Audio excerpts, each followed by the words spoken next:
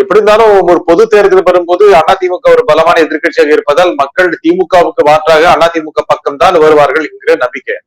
அடிப்படையில இடைத்தேர்தலில் டெபாசிட் இழந்த கட்சிகள் பிறகு ஆட்சியை பிடிச்சிருக்கு.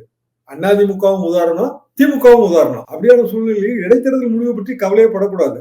அது அப்படியே பொது தேர்தலில் பிரதிபலிக்கிறது இல்லைங்கிறது தான் அனைவருக்கும் தெரிந்த விஷயம். இடைத்தேர்தல் ஃபுல் கான்சென்ட்ரேஷன் ரூலிங் பார்ட்டி தான் ஃபுல்லா கான்சென்ட்ரேட் பண்ணும். தோத்துட்டா ரூலிங் பார்ட்டிக்கு பெரிய அவமானம். அப்ப இயல்பாகவே அதுல வெற்றி வாய்ப்பு என்பது எதிர்கட்சிகளுக்கு குறைவுதான். ஆனாலும் ஏன் போட்டியிடுகிறார்கள்னா to prove a political point. Edappadi பழனிசாமிக்கு ஒரு பொலிட்டிக்கல் பாயிண்ட் இருக்கு. போன தடவை இடைத்தேர்தலில் அவர் கையெழுத்து போட்டு ரெட்டையில வரல. தமிழ்மோகன் ஹுசைன் கையெழுத்து போட்டு ரெட்டையில வந்துச்சு. சுப்ரீம் கோர்ட் பஞ்சாயத்து வேற அதுல.